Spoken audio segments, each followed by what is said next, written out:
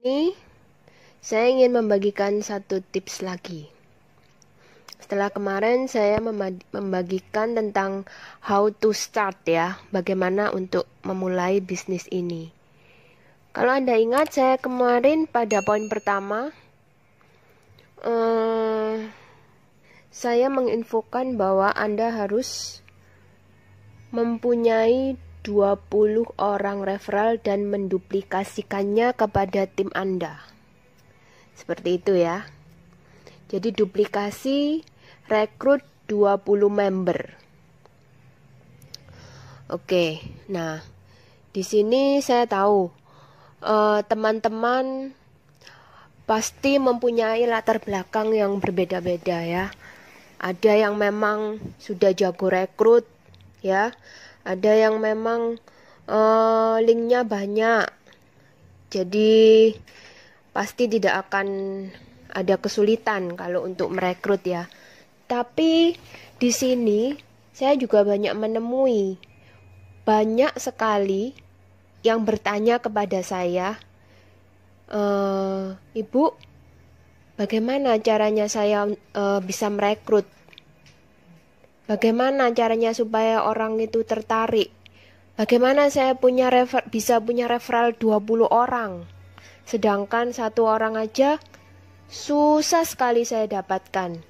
Nah, itu banyak loh yang seperti itu. Jadi, gimana ya? Saya merasa materi yang akan saya berikan ini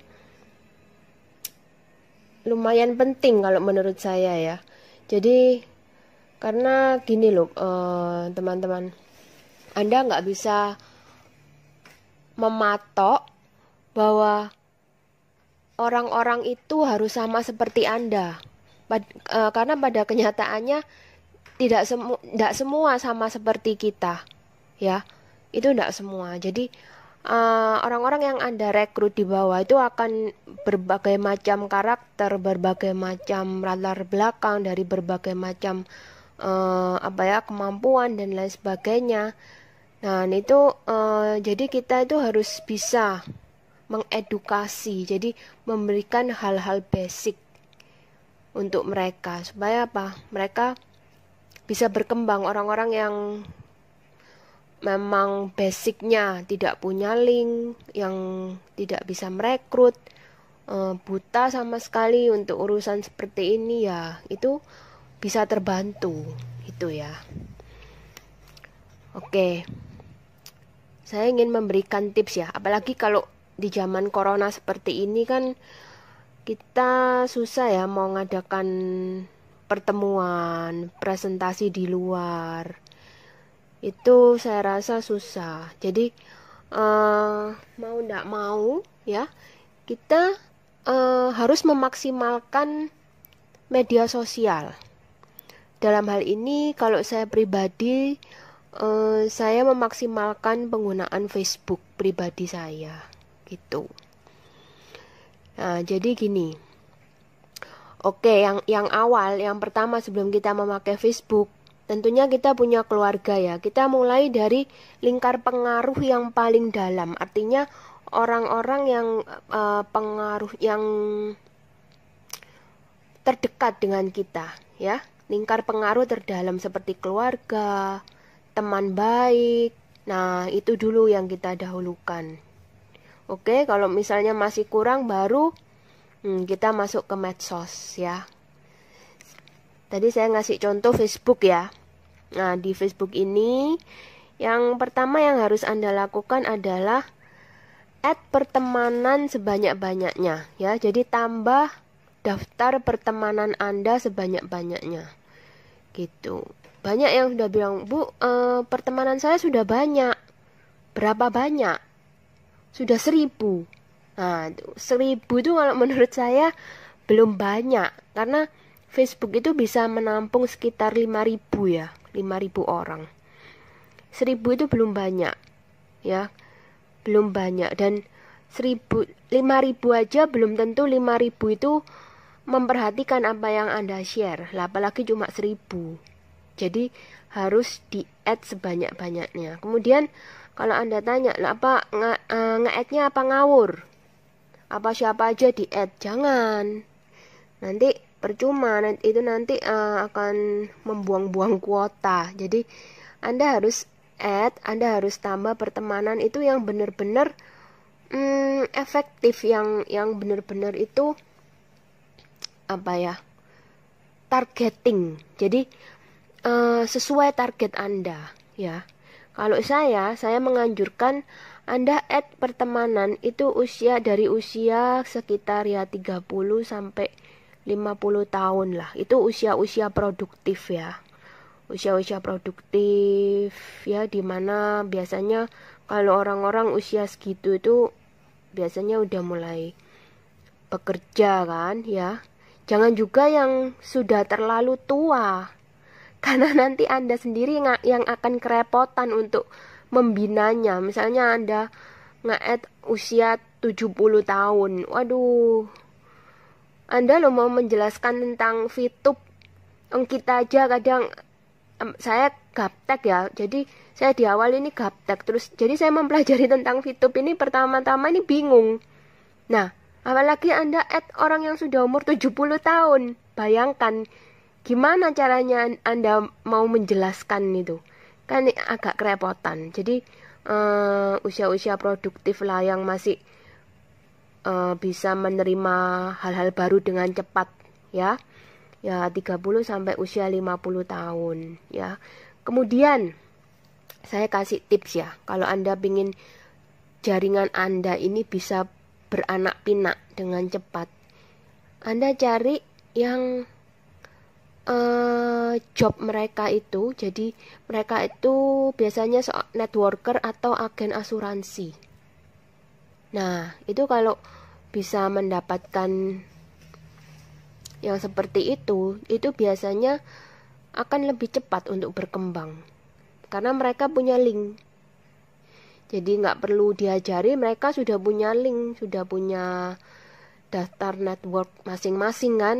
Nah, itu akan lebih cepat daripada Anda mencari yang ibu rumah tangga, yang masih harus cari teman kesini, kesana, kesini. Itu ya memang sih tidak menutup kemungkinan dari ibu rumah tangga itu bisa nyambungnya ke network juga. Cuma di sini kan kita kan lebih baik nggak usah gambling ya. Jadi Anda lebih baik cari yang networker. Itu kan banyak. Anda bisa ketik apapun itu, nanti akan keluar. Ya, misalnya Anda milih MLM apa gitu, ketik aja, nanti Anda pilih, di-add aja semuanya itu ya. Jadi yang pilih yang seperti itu. Oke, kemudian Anda yang ketiga harus rajin promo ya. Jadi kalau sudah di-add terus Anda ndak promo ya sama aja. Rajin promo. Sehari itu minimal, ini minimal itu 5 kali ya. Sehari 5 kali promo. Terus perhatikan jam-jam yang ini ya, prime time-nya. Ya, itu biasanya itu pagi jam 10 ya. Kemudian sore ya, sore sekitar ya jam 3 jam 4. Kemudian malam tuh jam 8. Itu biasanya waktu-waktu prime time ya. Oke, kemudian Anda harus memasang profil picture di Facebook Anda itu. Profil picture yang menarik ya. Jangan yang model alay, jangan yang model lagi apa ya, nggak jelas gitu. Jangan. Jadi supaya apa? Supaya terlihat itu Anda itu profesional ya. Terlihat profesional, terlihat bisa dipercaya. Terus terlihat bahwa Anda itu memang niat untuk bisnis, bukan cuma asal. Karena kan ini kan penting sekali ya. Ini karena mereka tidak mengenal Anda loh. Betul kan?